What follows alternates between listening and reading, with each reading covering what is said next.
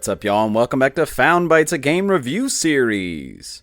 My name is Brian, and I'll be your host. If you don't know about us, we're all about finding and testing out small, high-quality video games. This is a podcast that aims to respect your time and money as a gamer and a consumer by sifting through storefronts and sales to find those gems that may be worth your precious resources. But enough about the show. Let's get into our next game.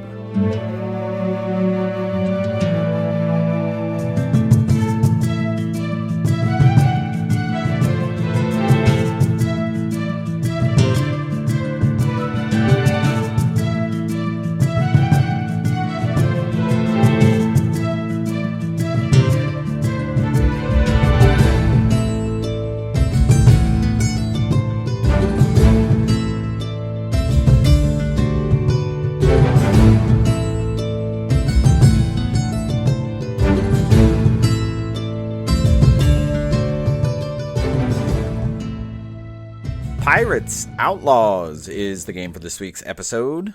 Pirates Outlaws is a deck-building roguelike game developed by Fabled Game Studios and released in 2019. The game is available on PC, Mac, Switch, Xbox One, PS4, and it's also available on mobile, so iOS and Android. And the thing about this game for me, first of all, it's kind of a subgenre that's a bit oversold and overpopulated. I feel like there's a lot of deck-building roguelikes, so it's very tough to sift through. I do think there are a lot of high-quality ones out there. I tend to not like roguelike games. I really only mess with ones that I really like that have some kind of permanence or progression that you can stack or feel like you're accomplishing things. So for me, for this game, number one, the thing that attracted me was the aesthetic because it's pirates, it's ships, and gunplay and things like that. But as I was playing it, very tight gameplay, the turnaround, very quick in terms of what you're doing, the cards that you're playing, and the effects, and short runs. I mean, you can get through these runs pretty quickly. Definitely plays like Dicey Dungeons and Balatro, obviously being a deck-building roguelike, but really endless depth in here in the cards that you play, the characters that you can use, and their sort of special abilities, as well as the strategies that you can employ. And a lot of unlocking things. You're unlocking different modes, you're unlocking characters with higher level abilities, etc. But in general, the battles and the progression, getting through doing these runs, is really simple and really fun. The game released with a price point of $19.99 on Steam and $16.99 on console. And I'm not sure why the price difference, but I know that for both of those, all of the different modes or different things that you could acquire in the game, they're all available to be unlocked. But the mobile version, I think, is either $1 or it's free, depending on what platform. But for that, I think most of the modes or the higher characters and different things that you can unlock, you have to pay to unlock, I believe.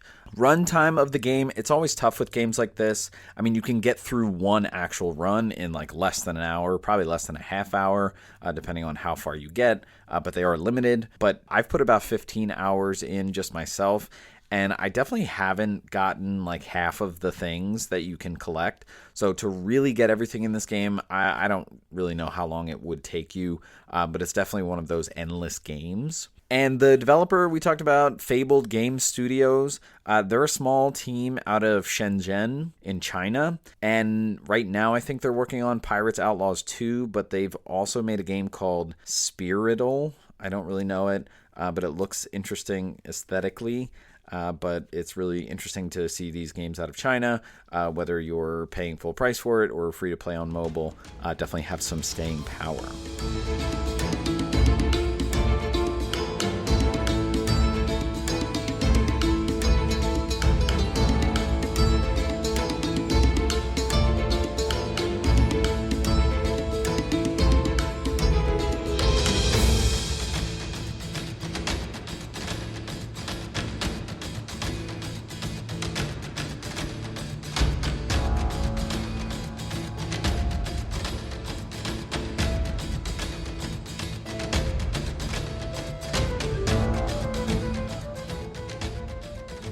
All right, let's talk gameplay for Pirates Outlaws. So it's a deck-building roguelike, so you're going to hear a lot of common terms that we've used before. So going on runs and what that means. You're going to have things that you get that are temporary versus things that are permanent, whether in a run or in a hand or in the whole game. You will have permanent things. So just a lot of the things that we've talked about before with these types of games, you'll definitely hear the same vocabulary. But just going through the basics, so the main way that you're doing things is you're just moving the joystick or the D-pad or whatever, and you're just cycling through options for you to select, whether it's different cards or different things, abilities or whatever, and it'll be highlighted in white, so it's pretty obvious. Sometimes there'll be button prompts, so like when you're in a battle and you're looking at your hand, to end your turn, you're going to have to manually do that, and you'll have to press a specific button. Sometimes when you're in different menus, like when you're in buildings, like in the Tavern or something like that, there'll be specific button prompts to do specific things, but most of the time you're just kind of cycling through for what you're going to click. So let's talk progression in the game. In general, this is very basic. You're going to be unlocking things, and you got to play, you got to do runs in order to unlock it. And this could be game modes, this could be the different characters, different cards that'll be added to the card pool. All kinds of things. It's just play to unlock, and that'll enrich your experience as you get more things in the available pools. So when you get to the main menu, it's interesting. It's super busy, and sometimes when I start the game and it's going through like the load up screens of the different publishers or whatever, sometimes I'll keep hitting X and it's like clicking on the main menu and moving forward in the game. So I don't know if that's a bug or just something simple, but very busy main menu, and it looks a lot like a free-to-play game like Fall Guys or something like that, where there's just different boxes that have different things going on, like, oh, this is your currency here, this is a mode you can unlock, this is a mode, just kind of throwing things in your face. So that's one of the reasons I'm not a big fan of these genre of games, because they seem a bit free to play, but just be aware of that. Don't click too heavy as you start the game. So you'll look at the different modes, and the main one is going to be navigate, which is where you're like doing your runs, but you'll eventually unlock the arena mode, where it's like you're doing an endless battle or like one battle after another. And then there's like a brawl mode or a tavern brawl. I haven't messed around with that. I think it has something to do with the different characters, like pitting them against each other. I'm not sure. You will see something on the main menu that has the quests that you have available for you, so things that you can accomplish that'll get you to also unlock things. This is very Darkest Dungeon, I feel, because in Darkest Dungeon you have like a list of quests that you can go out and do, and there's no particular order, and you can click whichever one that you want loaded up. I don't know if you need to have it clicked to accomplish it, or if the game just tracks you doing it automatically, but it is kind of providing you like, hey, here are the available tasks that you can do, potentially unlocking things if you complete them. You'll also be able to choose your character or your hero to do the run with. And again, these you'll unlock slowly. So right off the bat, you'll just have the one character with, I guess, simplest abilities, but eventually you'll unlock different characters and you can choose whichever one you want to do. And then you can, of course, just look at or enable certain things that you have unlocked, all the things you've collected, all the different cards that you've unlocked or characters and whatnot, sort of as like a compendium. And at the top, you'll have a repute score, so like your reputation, and this is permanent, so as you're playing the game, you're racking this up as you go through runs, and this is really going to track your ability to unlock all of these different things. So whatever the number you have, if you get higher than whatever number is posted on all the things that are locked, then you'll unlock that, whether it's a mode, whether it's characters, quests, things like that. And you'll have to go through the navigate mode in order to do so. And we'll go through what that mode is, but basically you're progressing through beating a boss, and you can beat 3 bosses, and if you beat one, you can opt out from going forward, or you can progress to try to go to the second boss or the third boss, and depending on when you opt out or if you die, that dictates how much of the repute score that you actually gain. And there are other ways to unlock things, not just through the repute score. So we talked about having quests, so completing them, completing runs of certain areas. This can give you a lot of different things. I think access to different card packs or different relics, but again, meaning that they're now in the pool of what's accessible to come up for you. And quickly, let's just talk pacing in general. Again, this game is very Darkest Dungeon, especially with the whole quest system. Like, you can access them whenever they become available, and you can choose whichever one you want to focus on. What's interesting is the really steady increase in challenge from low to high, and that goes with the different areas that you unlock. So the first one is the simplest one. When you unlock the next one, it's a higher challenge. Same thing with the different characters that you unlock and their sort of abilities or the way that their decks are used. The most basic one is the simplest, but as you unlock higher level characters and higher level areas, you'll get that slow challenge increase. And what's interesting is you'll always have access to new and old, and both can help you progress. So for example, if you have a certain character that you really want to unlock, you can stay doing the simplest area with the simplest character over and over again if you don't want the challenge of some of the mid-level ones. So to unlock things and to progress in this game, you really can choose your path and choose your poison. So it's not so much like Dicey Dungeons in that aspect, because Dicey Dungeons, it's like you have to unlock the different characters and then beat them all at the first level and then all at the second level to keep unlocking things. You can really kind of maintain the basic challenge and still be unlocking things, which is really nice. And so let's get into the runs that you're actually doing, and which is the navigate mode. How you are progressing through this once you go into the navigate mode is you'll enter like an overworld map. And this is very similar to games like Inscription or Void Bastards, where you have these branching paths and different types of spots that you can land on. So you're progressing, you're choosing your path, and when you go to a new location, it is one of a variety of types of locations that you're going to do something at. And to get there, you have to use a currency, which is like fuel to move, which is something that you have to keep an eye on. Again, very similar to games like Void Bastards, where you have to keep an eye on like how much food you have as you're progressing. You have to do the same thing here, because if you're stranded without, it can end your game. So it's one of the things that you have to keep an eye on and look ahead on the path that you're trying to go on. So one of the main types of locations on these maps that you're going to go to are ones where they're just battles. So it's going to be labeled the same as battle. They might look different on the map, but those are the ones that you're going to have to do the most. And when you jump into battle, you'll see your character on the left, and you'll have your character and they'll have their max HP. They'll have specific abilities that you can look at in the main menu when you're selecting your hero. Other than that, your character will have a set deck that they start with, and you'll be drawing from that deck, and then your character will also have a max number of ammo that they can have, and you'll start in your first battle with max ammo. And so the battle screen is going to be turn-based. It's you, and then all the enemies will do their thing. And it's interesting because there's a lot of things that come up, especially from Darkest Dungeon. So there's line logistics. So you'll have your character on the left, but then you'll have a series of enemies in line on the right. It might just be one, it could be two, three, but where they are dictates who you can hit with certain attacks. And so in order to do attacks, you're going to have to use your deck and the cards in your deck. So right off the bat, when you start, you'll take 5 cards from your deck, and that'll be your hand. And your hand will consist of different types of cards, and your deck will consist of different types of cards. You'll have attack cards, ones that are melee attack, which means you can only use them on the enemy right in front, or ranged attacks, which means you can use them on any enemy. It could be cards that you use and will buff you. It can debuff the enemy. And then there'll be ammo cards, which will replenish your ammo if you happen to use any of it. Some of the ranged attacks will have ammo costs.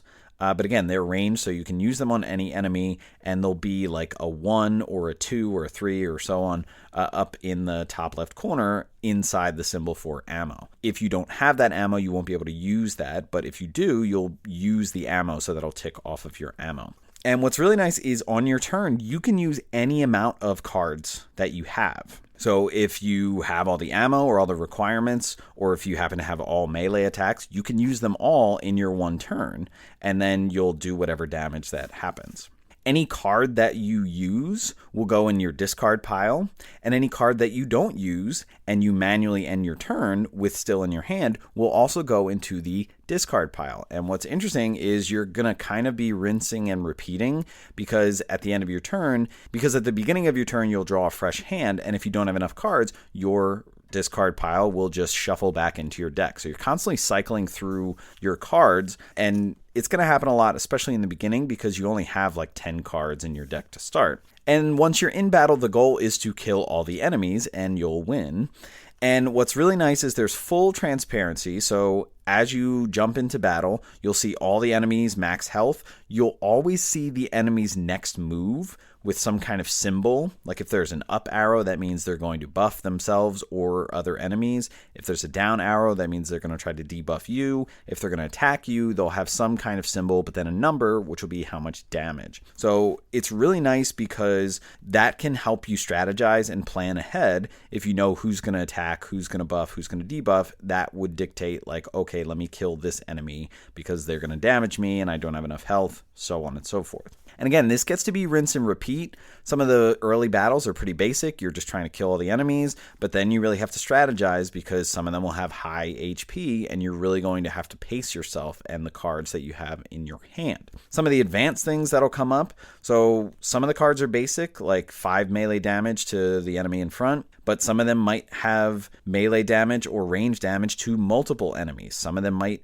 damage and inflict different status effects. Some of them might have multiple effects. Some of them might have an effect where you'll do it and it might either attack or might give a buff or a debuff, but then you'll also reload a certain amount. And then of course you'll have cards that could heal you, all kinds of different things like that you'll get that'll pop up from your deck. You also have a chance to crit, which is basically just doing double damage. And there are certain cards that can up that chance or make it more likely. Some of the different statuses that you'll be affected by, there are positive and negative ones. So things like Rage, I think, can increase your attack percentage damage.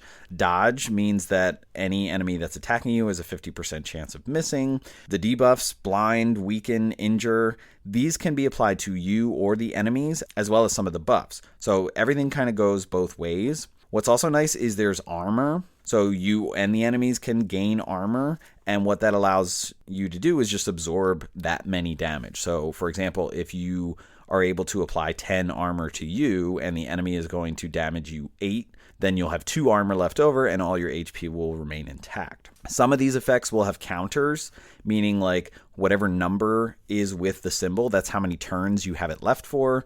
Armor always stays until it goes away. So there's a lot of different things that you're keeping in mind, but again, all the indicators are really there. They're fully transparent, so you can see everything.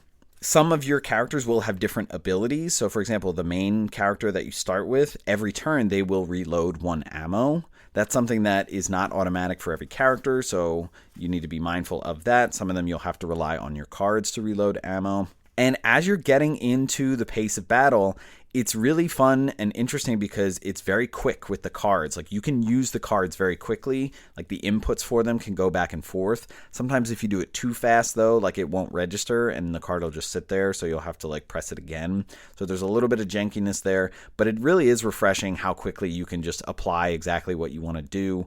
Like you'll click a card and then you move. Like you'll click a card and then you'll choose which enemy it goes to by moving it, and then you'll click it again and then it'll do the attack. If you happen to drop your HP to 0, you will lose the battle and that'll end your run instantly and you can start a new run. You can go back to the main menu. If you win, you'll get gold and then you'll be able to pick one of 3 cards to add to your deck.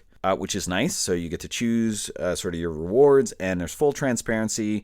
You can always click description and that'll allow you to see like all of the stats of the card or like what it will do. You may also get a card that's a relic, which is different than a card that gets added to your deck. So a relic will be like a permanent bonus for your run. And I think every character has 5 slots of relics that you can put in there and accrue along the way. So it might be like all melee cards get +1 to damage or something like that. So they can be really nice to stack up.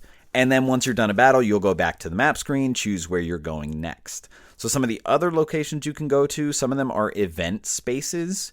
And these are basically spaces where you'll have like a D&D scenario. It could be like crossroads, like choose these options for what to do. And you might have multiple like tiers of things that you do. Like you choose one way and then you have 3 other choices or something like that. So they can be nice little puzzles or kind of mini games to really get you doing different things. And the goal of these is going to be typically to gain a reward. Sometimes you might have to pay certain things like gold, or you might lose HP, or it might be a scenario where you wind up in a battle with somebody. Or it could be advanced things like you might get a curse card that gets added to your deck, which is a super advanced thing that's really interesting. A lot of these events, you can use it as a space, and then you can not oblige, like whatever it's asking you to do. Like, oh, there's a cave. Should you go in or wait outside or leave? And you can just leave, and then it'll have no effect being at that event space. So these add an interesting wrinkle just to make the kind of role-playing or like what you're choosing to do a little more interesting. We definitely saw this in Inscription, where you would like go to a campfire and like potentially upgrade a card or something like that. So some of the other locations, you'll see a building or a hut that's a market. And when you get here, this is where you can buy cards to add to your deck, or you can buy relics. You can also upgrade cards. Every card has like a higher level version of it, which might do a bunch of different things. It might up the damage that it does. It might lower the cost of ammo that it is. It might alter its effects or something like that. So upgrading cards is definitely something that you want to consider doing. You'll get to another place called a Tavern, and this is where you can pay to heal a fixed amount of your HP. So if you're low on HP, it's either like 20 or 30 gold. You can also pay to replenish your ship fuel, and it'll like max it out. So I think when you start, the max is 100. So this is where the strategizing and kind of looking ahead on the path on the map that you're trying to go on, because as you select which place to go next, it tells you how much fuel it's going to take. So as you get used to playing and like seeing the distance and calculating maybe how much in general it's going to take to get to the final boss spot, you might want to like refuel your ship. And then you'll find more advanced things like a bazaar where you can like trade cards or do some kind of upgrade to them. There'll be maelstroms where you'll go into it and it'll like transport you further ahead in the level. And there might be other ships that you encounter where if you land on the same space, where if you go to the space that they're sitting at, you'll go through a battle with them. And I think this is linked to some more advanced things on the main menu, like different bounties that you'll pick up and the rewards that you get for killing other pirates, I guess. So a lot of different things going on. And again, just to reiterate, the map path, the placement, the strategy, it's really something that you have all day. Like once you're on the map screen, you can really just kind of slowly look at the progression of the paths that you're going on. All of the taverns and markets look the same. So you might say like, oh, there's a market here. Let me go there because I have a high amount of gold. But eventually I'm going to need to go to the tavern and refuel or something like that. So let me plan so I find that next on my path. And each map will end in a boss battle. Like I said, in the navigate mode, you'll have to beat a boss battle, and you can beat up to 3 in succession to get the max amount of repute. But once you go to the end of a map, you'll go to a boss battle. If you win that battle, you will replenish all your health, and you can choose to move on to the next map, or you can just go back to the main menu, and whichever you choose, that'll dictate how much repute you get. And again, as you're progressing through, even within the navigate mode, if you go on to the next map and try to get to the next boss, it's going to be a little more difficult. So along the way, you're kind of building your deck, you're adding cards, and you're trying to synergize your strategy, and you're also kind of chancing it, because if you beat the second boss and then the third boss and be done, you'll get a higher repute reward, but you're kind of risking going, because if you die, you'll end the run and go back to the beginning. So as you're going through, monitoring your money, your health, your fuel, all of these things should be in mind. You can also sell relics. So if you're like low on cash and you're about to run out of fuel, you can sell some of the relics that you collected. And of course, as you unlock different things, different characters, that'll give you advanced abilities. So each character has their own sort of specialty that they're good at, and that'll kind of change how you play the game with different characters. And there's tons more. Like I said, you're unlocking a lot of things. Some of the things that you unlock as you keep beating runs with different characters or getting a certain number of repute, you'll unlock permanent upgrades for all your runs. So it might be like permanently add 1 relic slot or something like that, and that'll apply to all of your runs. So there is some permanence as you go through the game. Also, along the lines of talking about full transparency, at any point when you're looking at a card, you can hit description and it'll pop up like exactly what the card does, as well as if there are specific terms or functions on the card. And this is kind of reminiscent of Magic the Gathering, because you'll see terms that you see a lot. Like in this game, there's going to be terms like removed or stay or consumable or injury, different status effects.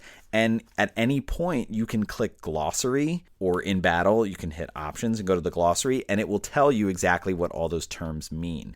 So it's really trying to be fully transparent, making sure that you know exactly what each thing is. And of course, as you're unlocking all of these different things, On the main menu, it'll fully track everything you've unlocked. So if there are certain cards or certain characters where you don't 100% understand their abilities or the terms on them, you can always check those out so that the next time you see them, you're fully prepared with how to use those certain things.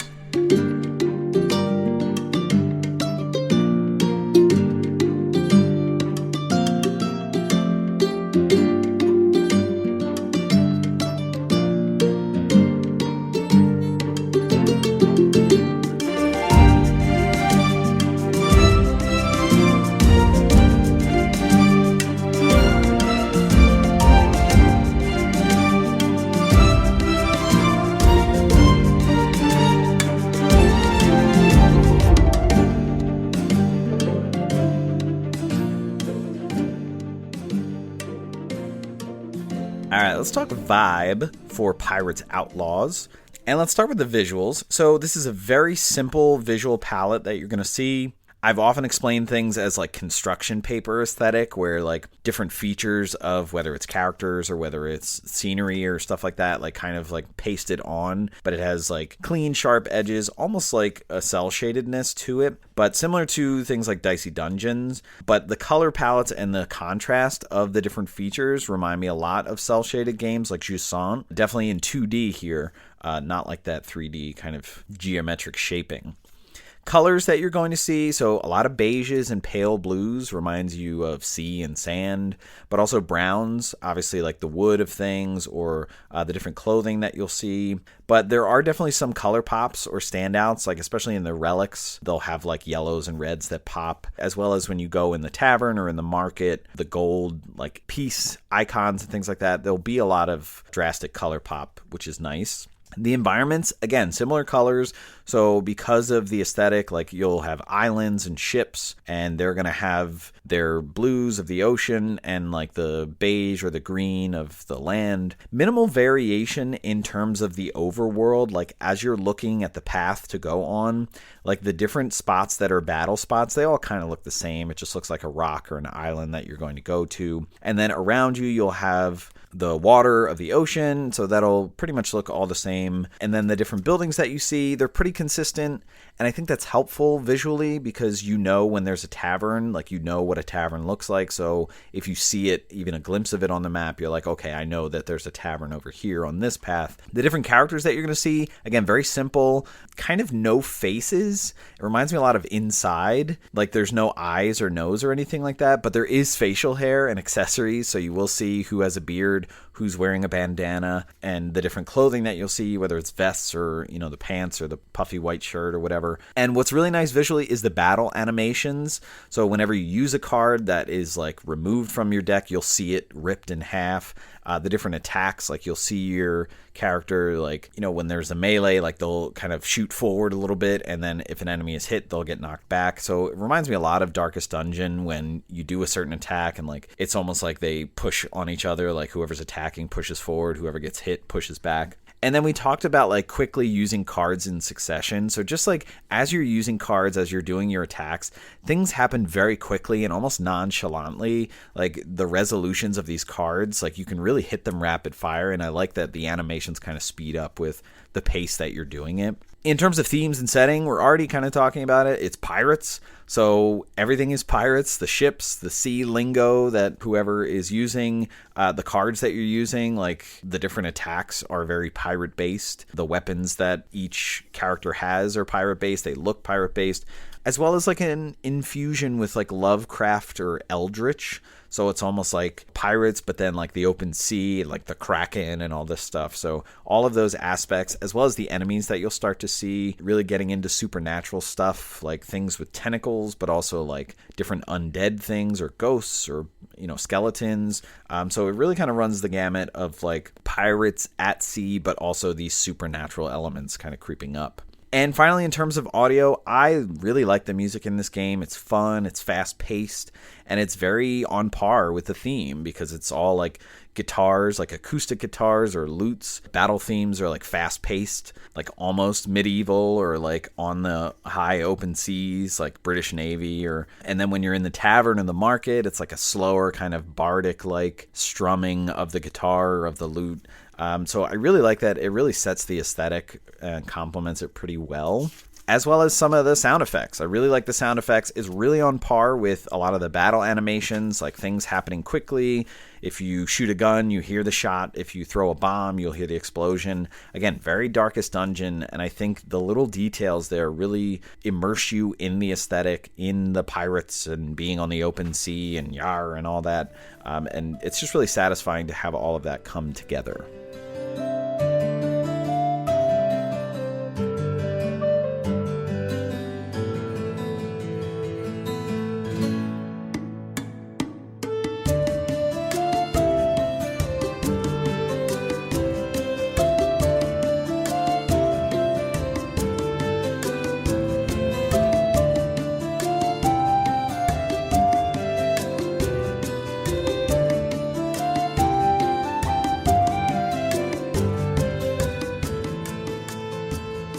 All right, let's wrap up the conversation about Pirates Outlaws. So this is a great pick up and play experience. I really enjoyed my time with this. I'm still kind of itching to get into it. I keep coming back to games like Balatro and Dicey Dungeons, but I think this might be a game that I'm also coming back to.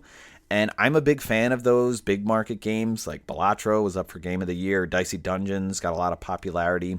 This really does have similar staying power in my mind. Like, I do think about this game and doing runs and, oh, what kind of deck am I trying to go for this time? Like, those thoughts do creep into my mind. So I like that it's a game that has its claws in me. Really quick, satisfying pace of battles. Again, similar to Balatro, like playing the cards, having them flip and score quickly. Same thing here, like quickly choosing what you're going to do. You know, as soon as you know what is the best strategy, you can quickly do it. And how you're building your deck, again, just happens very quickly. The nonchalantness of the animations really is satisfying. I think it's a simple concept to grasp. It's not, too complicated what you're doing. It's just very simple turn-based battle. But I like that there's a really high degree of depth and complexity with the different characters, with the different areas that you can go to eventually, and the different ways that you can build your deck with combinations of cards and relics. I do like that the challenge is at your own pace, and you can choose not to do the higher challenge things, but still progress and unlock different things. I think that's a great option. Not a lot of games like this offer that. I love the tongue-in-cheek pirate aesthetic, the animations that we talked about. Similarities to games like Darkest Dungeon, which is a game that I think really does the small details very, very well, seeing a lot of similarities here. In terms of value, I think $20 isn't bad. That's the Steam MSRP. $17 on console is a little better. I think $15 is the ideal price for this and has really good value. I got this on sale for $11 on PS5, and I've been playing it on PS5 and on my Portal. I think that's a really nice price. I would not do the mobile and the microtransactions. I don't know the depth of that. I saw it on Google Play Store for $1. I don't really like to mess around with games that unlock certain things and have you pay as you go. I like to pay for the whole experience and then unlock it if that's the mechanic. That's my preference. I wouldn't do it on mobile. You might prefer it on mobile. I don't know what that experience is like. But overall, I think this is a really fun, underrated deck building roguelike experience.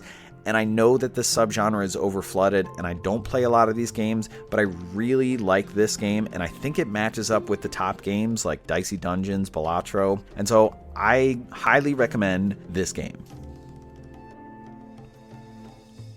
Alright, that's going to wrap it up for this episode.